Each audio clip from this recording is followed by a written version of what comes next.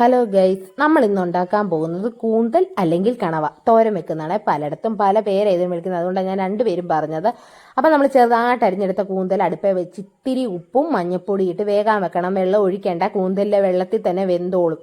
അത് വേകുന്ന സമയം കൊണ്ട് നമുക്കൊരു അരപ്പ് റെഡിയാക്കണം. ഇഞ്ചി, വെളുത്തുള്ളി, സബോള, പച്ചമുളക്, ചുവന്നുള്ളി, മല്ലിയില, കരിയാപ്പിലയൊക്കെയാണ് നമ്മൾ ഇതിന്റെ അരപ്പിന് വേണ്ടി എടുത്തേക്കുന്നത്. അപ്പം ഇഞ്ചി, ഉള്ളി, വെളുത്തുള്ളിയും കൂടി ഒന്ന് ചതച്ചെടുക്കുക. പിന്നെ ആ ചതച്ചതിൻ്റെ അകത്തോട്ട് ഇച്ചിരി കൊച്ചുള്ളിയും ചതച്ച്, സബോള കുനുകുന അരിഞ്ഞ്, പച്ചമുളകും കീറിയിട്ട് എല്ലാം എടുത്ത് നമ്മൾ റെഡിയാക്കി വെച്ചിട്ടുണ്ട്. അപ്പം തന്നെ നമുക്കൊരു അരപ്പിന് വേണ്ടി കുറച്ച് തേങ്ങയ്ക്കകത്തോട്ട് പെരിഞ്ചീരകം ഇട്ട് ചതച്ചെടുക്കണം.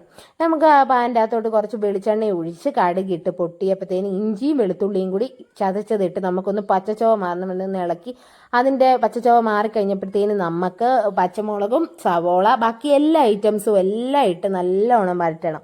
വരട്ടാൻ വേണ്ടി നമ്മൾ ഇത്തിരി ഉപ്പും ഇട്ട് മഞ്ഞപ്പൊടിയും കൂടി ഇട്ട് കൊടുക്കുകയാണെങ്കിൽ പെട്ടെന്ന് ഉപ്പിടുമ്പോഴത്തേനും നമുക്ക് ആ സവോള വാടി കിട്ടും. വാടിയ സവോള ഇട്ട് നമുക്ക് മുളക് പൊടി ഇടാം. മുളക് പൊടി എന്ന് വെച്ചാൽ ഞങ്ങളുടെ മുളകിന് എരിവില്ലാത്തതുകൊണ്ടാണ് ഞാൻ ഇത്രയും മുളക് പൊടി ഇടുന്നത്. എരിവിൻ്റെ അനുസരിച്ച് മുളക് പൊടി ഇട്ടു. പിന്നെ മസാല, മീറ്റ് മസാലയോ ചിക്കൻ മസാലയോ ഗരം മസാല ഏത് വേണേലും ഇടാം.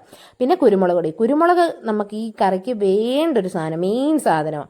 എല്ലാം ഇട്ട് നല്ലോണം ഇളക്കി ആ പച്ച ചുവയെല്ലാം മാറിക്കഴിയുമ്പോൾ ഇത്തിരി വെള്ളം ഒഴിക്കാം. കണവയിലോട്ട് ഈ അരപ്പൊക്കെ ഒന്ന് പിടിക്കാൻ വേണ്ടി ഒരു ശകലം വെള്ളം ഒഴിച്ച് നല്ലോണം ഇളക്കി ഇരുന്ന് ചിക്കി എടുക്കുമ്പോഴത്തേനും നമ്മുടെ തേങ്ങായൂടി ഇട്ട് നല്ലോണം ചിക്കി തോർത്തിയിട്ട് കുറച്ച് നമ്മുടെ വറ്റൽമുളക് ചതച്ചതിട്ട് ഒന്ന് ഇളക്കി ഒന്നുകൂടി ഒന്ന് തോർത്തിയെടുത്താൽ നമ്മുടെ കണവത്തോരൻ റെഡി ആയിട്ടുണ്ട്.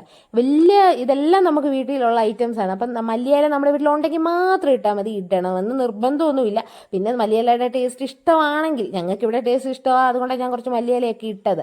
അപ്പം നമ്മൾ ഇങ്ങനെ ഒന്ന് റെഡിയാക്കി നോക്കും. ഭയങ്കര ടേസ്റ്റാണ്, എല്ലാവർക്കും ഇഷ്ടപ്പെടും.